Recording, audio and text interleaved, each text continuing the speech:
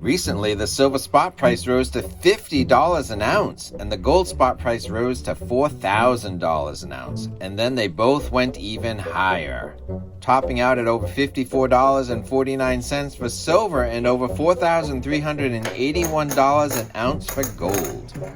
Then the price dipped on a Friday, so I bought both the silver and gold price dip, but then this happened.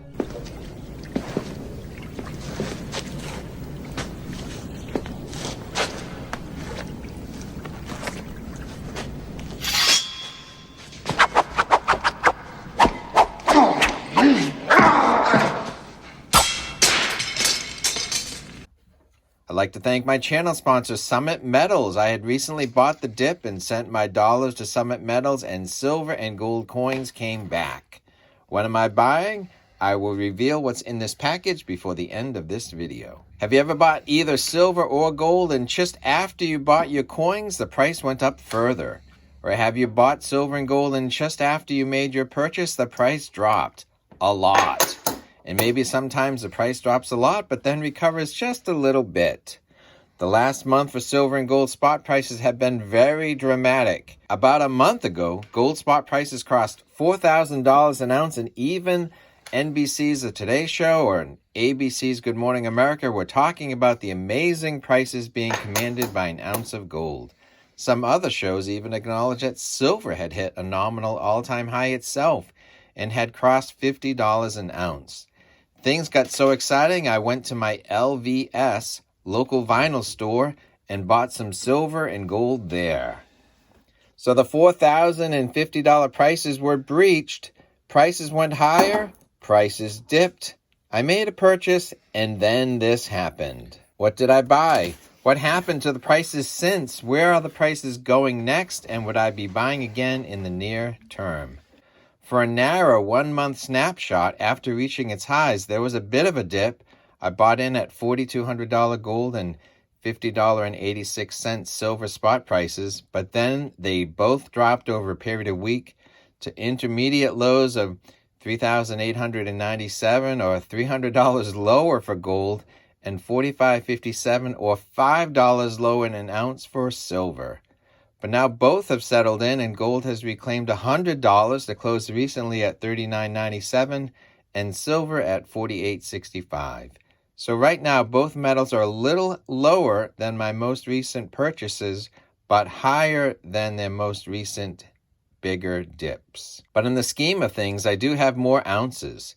6 months from now, 1 year from now, are these weekly moves going to impact me, or will I be happy to be holding more ounces?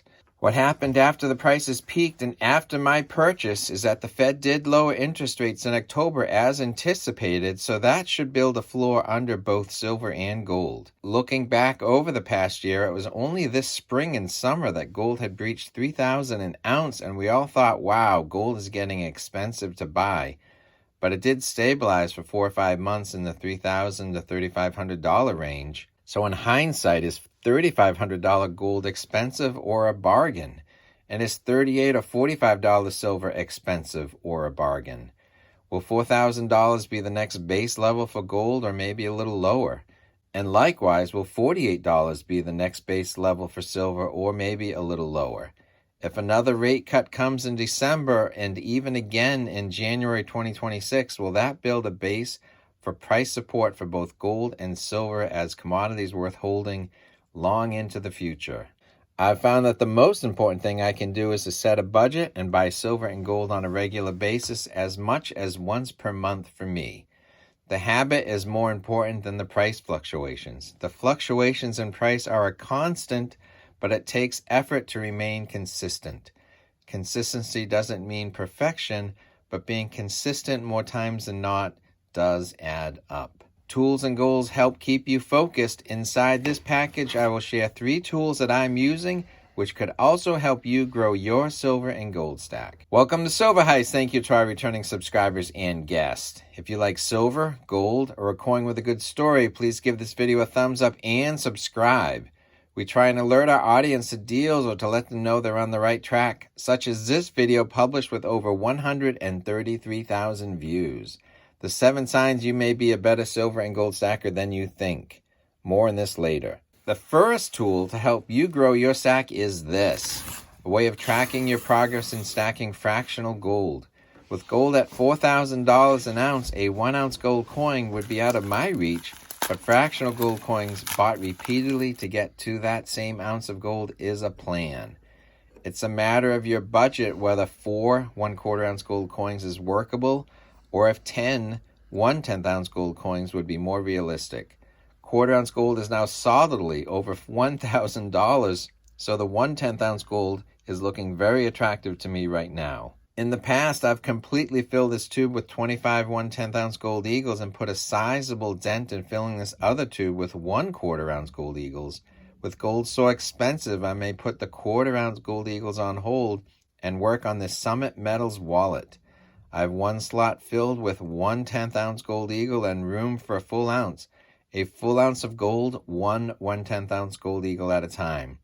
You can mix and match and add maples or Britannias to the same package, but I may stick with the eagles. So the first item I bought was this random year 1/10 ounce gold eagle. And then there were two. So the first tool is either a tube or a wallet, so you can track and visualize your progress in acquiring fractional gold coins. The second tool is collecting a series. The Perth Mint produces a lunar calendar series coin, and the 2026 version is already out there. The silver and gold coin designs change each year, and the silver design and the gold design are different from each other, but celebrate the same year of the fill in the blank. You could get 1 ounce gold lunar coins each year, or half, 1/4 ounce, 1/10 ounce, and maybe even smaller. So I've been buying the 1/10 ounce gold coins, which gets me to buy yet another 1/10 ounce gold coin each and every year. I missed starting, and I missed a couple of the designs, but so far I've got the year of the tiger, rabbit, dragon, and snake. And now for 2026, the year of the horse. This is a great looking coin and was actually cheaper than a new or random year 1/10 ounce gold eagle. If I tried to go onto eBay and buy my missing year of the mouse or year of the ox, I'd be paying a lot more than I just did for this year of the horse. So if you're doing a series, it pays to buy in the current year. So now I've got 5 out of 12 in this lunar calendar year series, with 5 years to go into the future and 2 years in the past that somehow I need to find and buy. And then there's this, adding more silver. I have this silver eagle tube, not quite full. I've bought some coins recently to keep this going, and then in this purchase, I've added more 2025 silver eagles. So how many do I have right now? 9. And then with my new purchase, 3 more. That makes a cool dozen. Each tube holds 20 silver eagles. I have multiple completely filled tubes, but what's most important is that this tube is not filled. There's room for more silver eagles, but that's what next month's order is for. If you want to know the 7 signs that you're a better silver and gold stacker than you think, you're going to want to watch this video next.